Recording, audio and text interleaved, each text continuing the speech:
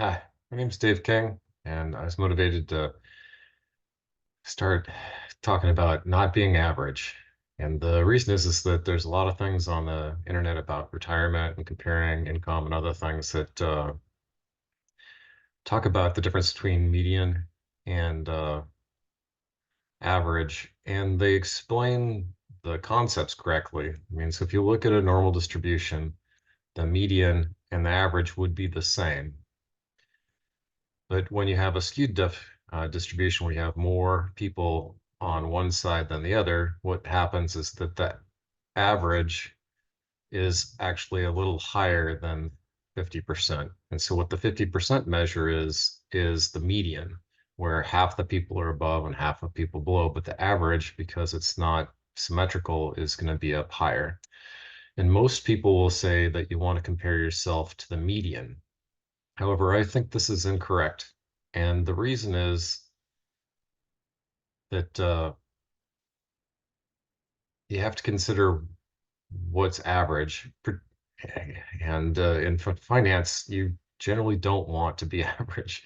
I mean, so today's Wall Street Journal, there was an article that talks about more Americans than ever hold stocks. And for the last couple decades, it's been over 50%. So the average household does own stock. The problem is that it's not distributed evenly. So if you look in the later charts that they provide, is that most of those people that own stocks own it in retirement accounts. And if you look at their median value of holdings, which is again the 50%, it's going to be increased over time, but most of it's in pooled investment funds, not actually retirement accounts.